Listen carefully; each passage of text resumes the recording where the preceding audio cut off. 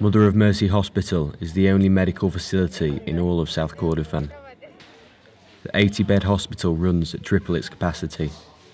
The staff is currently dealing with a large-scale measles outbreak, with more than 1,000 admissions for measles alone, and a 25 per 1,000 measles-related fatality rate. Nurse Maizub Hassen says many more cases are assumed to be undetected in rural villages. This is when the measles become serious to the hospital. So every day we do receive almost sometimes 20 admission, 10 admission in a day. And it is really very, very dangerous here. But the bigger problem here, we first did the vaccine.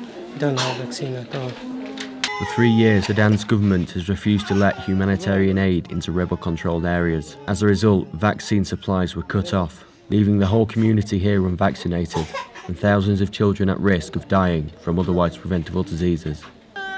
Nurse Hassen also checks the young children for signs of malnutrition. He says at least 40% of these children are malnourished because of poor access to food. Also when the mothers are not feeding from the war, and sometimes also caused by sickness also. But mostly it's because it's a lack of food.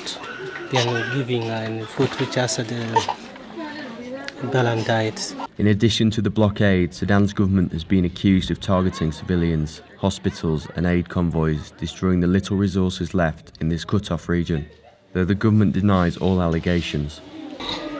Clinical officer Morsal says many are injured, but the hospital lacks enough supplies to treat them all.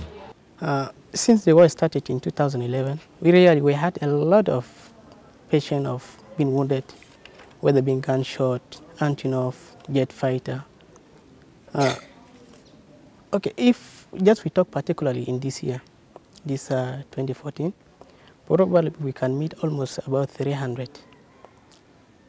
300 of this just of 2014. Just outside the hospital, villagers constantly watch the skies looking for planes. Children play in foxholes. Every shopkeeper has their own dugout to hide in. Just a few weeks ago, 6 young children were killed in a single missile strike in a market just like this one. 11-year-old Noel was the only survivor. 5 of her brothers and sisters were killed. Noel's mother, Nares Osman, says she was away when the bombs fell. When I came home, I saw my 5 children just dead on the floor, and my daughter here was wounded. I was confused. I didn't know what to do. I was out of my mind. I could not believe what had happened.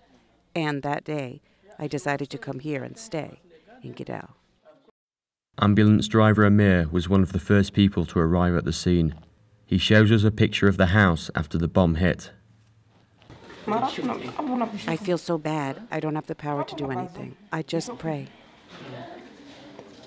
The Enough Project, an anti-genocide group, says Sudan's regime continues to use the denial of humanitarian aid as a weapon of war.